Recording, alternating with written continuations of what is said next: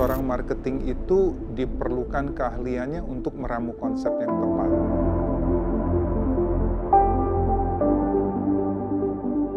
Menurut saya Gen Z membuat hidup saya sangat susah.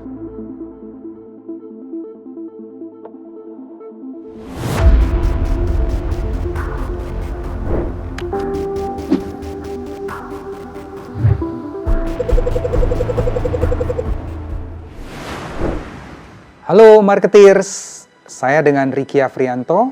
Saya bekerja sebagai Global Marketing Director di Mayora Group. Saat ini saya sudah bekerja lebih dari 9 tahun dan berkarir di sini sejak tahun 2012. Sebetulnya ya hampir 10 tahun kurang lebih. Sebelum di sini saya bekerja di PT Fonterra Brands. Tugas sebagai seorang Global Marketing Director pastinya banyak seperti kita ketahui. Tapi bagaimana yang terpenting adalah kita memahami konsumen sehingga kita bisa menelurkan ide-ide kreatif kita baik dalam segi produk maupun juga komunikasi.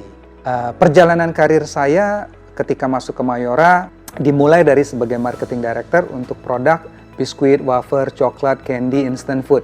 Di mana saya yakin para marketeers di sini sudah tahu Beng Beng, Astor, Coki Coki, ini brand yang saya handle ketika masuk di Mayora di tahun 2012. Ketika tahun 2014 kita melihat Mayora terus berkembang, kita tumbuh lebih di 100 negara, sehingga kita melihat ada kesempatan nih untuk membangun divisi Global Marketing.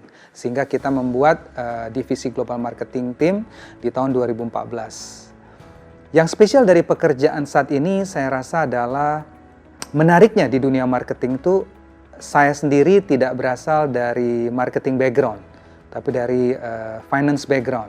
Untuk itu saya merasa apapun bidang yang Anda tekuni saat ini, tidak harus dari marketing, Anda bisa menjadi top marketers. Itu yang saya yakini.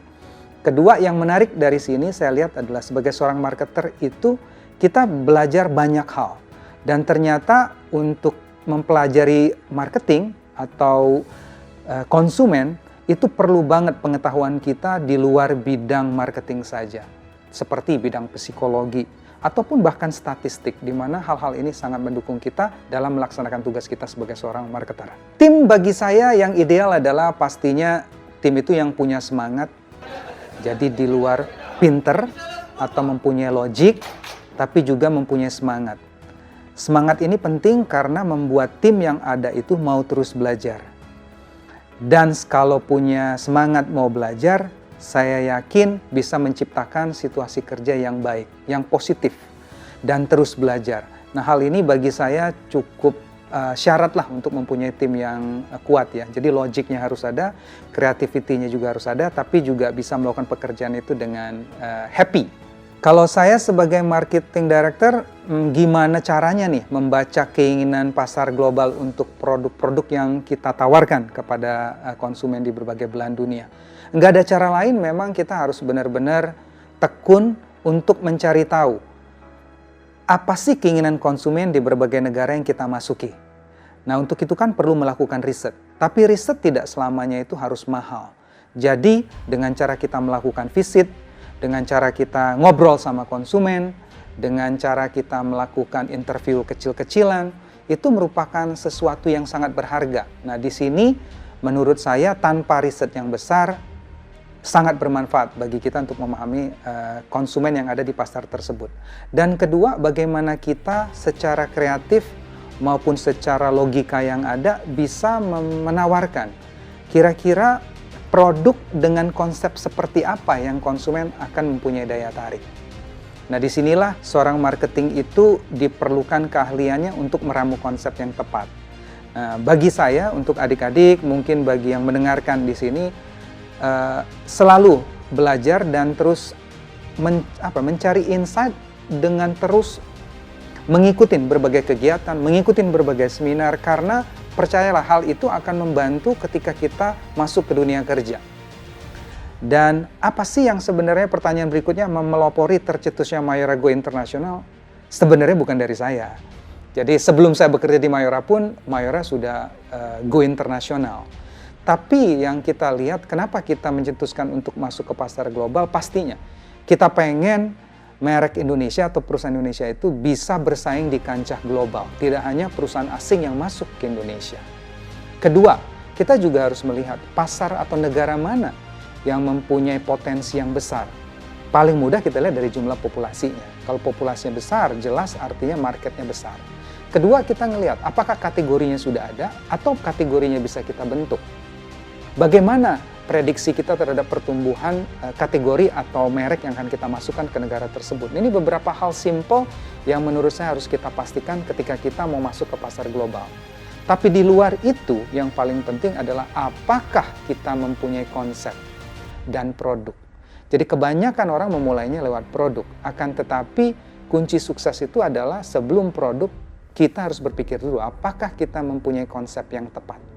Karena tanpa konsep sebuah produk akan menjadi mitu dan kurang berhasil di pasaran. Bagaimana saya memposisikan diri saya di generasi Gen Z saat ini yang serba dinamis? Menurut saya Gen Z membuat hidup saya sangat susah.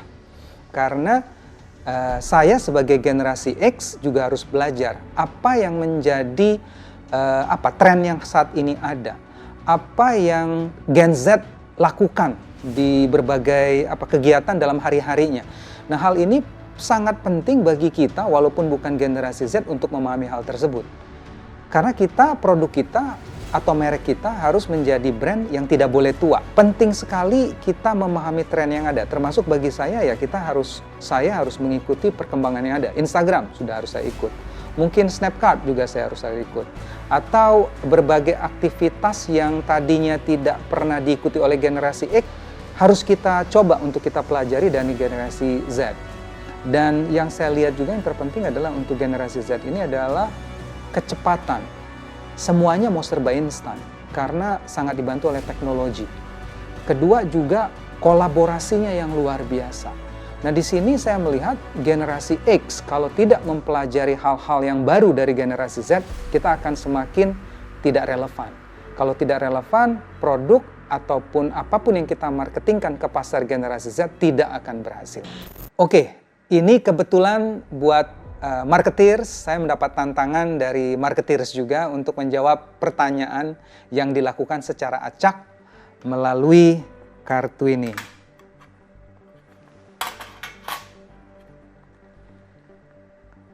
Nah, di kartu ini saya diminta nih, katanya nggak boleh teratur, harus random. Jadi baiknya saya putar-putar dulu. Pertanyaannya jujur saya belum tahu, jadi saya akan ambil secara random. Dari sini yang ada, kayak God and Gambler. Saya coba ambil salah satu. Pertanyaannya adalah, apakah Anda pernah mendapatkan protes dari keluarga karena terlalu sibuk bekerja? Bagaimana Anda mengatasinya? Oke, pertanyaannya bagus sekali. Kalau komplain sih rasanya sampai saat ini enggak, tapi kalau pertanyaan dari anak terutama sering. Kenapa pulangnya harus malam? Karena kalau buat iklan harus malam. Jadi bagaimana mengatasinya saya kasih tahu proses pembuatan iklan itu walaupun yang dilihatnya itu cepat cuma 30 second, tapi proses pembuatannya itu begitu lama dan butuh kolaborasi dan butuh gagal juga, terus kita harus meeting ulang. Nah, di situ saya berharap anak-anak juga mempelajari bahwa untuk menghasilkan sesuatu itu butuh proses. Dan kenapa kerja lama? Kalau itu masih nggak mempan, saya bilang kalau nggak bisa liburan, kalau nggak pulang malam, karena pulang malam cari duit juga.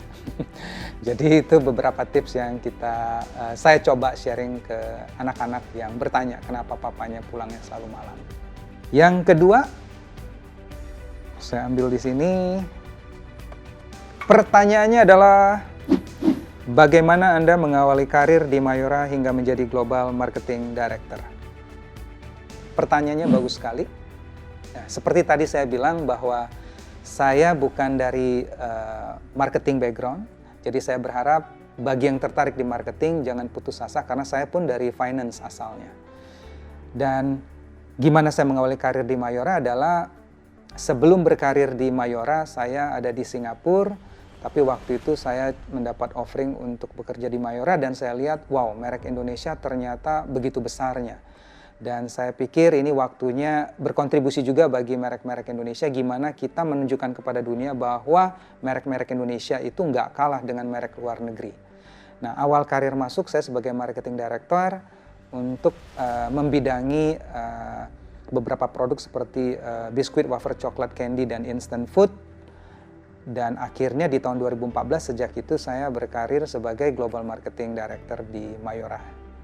Dan pertanyaan yang ketiga, kita random lagi. Merek-merek apa saja yang Mayora kedepankan dalam pertarungan di pasar global? Saya sebagai yang bekerja di Mayora maupun sebagai warga negara Indonesia sangat bangga.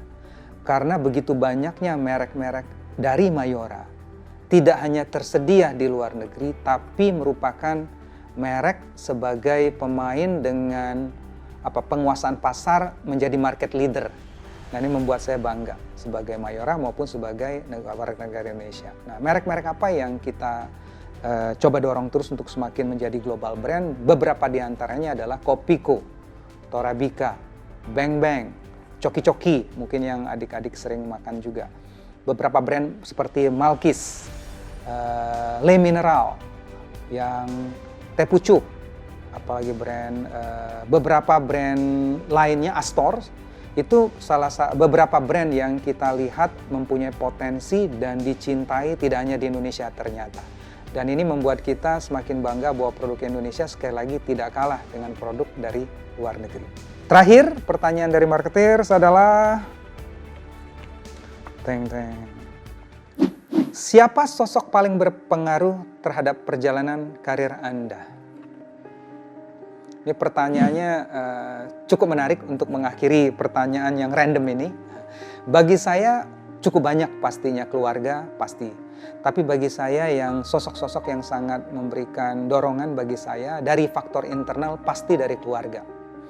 Kakak saya, Mas Edi, itu memberikan pengaruh yang besar gimana kita berani tampil, percaya diri untuk memberikan komunikasi juga lebih jelas. Dari faktor eksternal saya melihat seperti Dan Ariely, Pak Hermawan Kartajaya, atau Simon Sinek, dan beberapa banyak yang saya lihat juga luar biasa banyaknya, dan dari generasi muda juga luar biasa. Saya yakin Anda juga punya beberapa idola, tapi itu beberapa idola yang saya rasa memberikan inspirasi bagi saya untuk terus berkarya sampai dengan saat ini. Terima kasih kepada kakak saya dan Pak Hermawan Kartajaya juga khususnya dalam memberikan inspirasi buat saya untuk selalu berkarya dan memberikan kontribusi dimanapun saya berada. Dan bagi Simon Sinek, semoga beliau juga melihat ini, itu juga memberikan inspirasi yang baik, dan saya yakin adik-adik di sini juga dapat mendapatkan inspirasi dari berbagai pihak dan semakin sukses untuk kedepannya. Dan untuk lengkapnya, saya juga merekomendasikan bagi adik-adik dan marketeers yang ada di sini untuk melihat dan membaca Marketeers edisi Februari. Liputannya khusus banget katanya, keren banget, jadi jangan sampai lupa. Saya Ricky Afrianto, Global Marketing Director dari Mayora Group. Grow and sharing. 3, 2, 1, cut. Dah, mantap.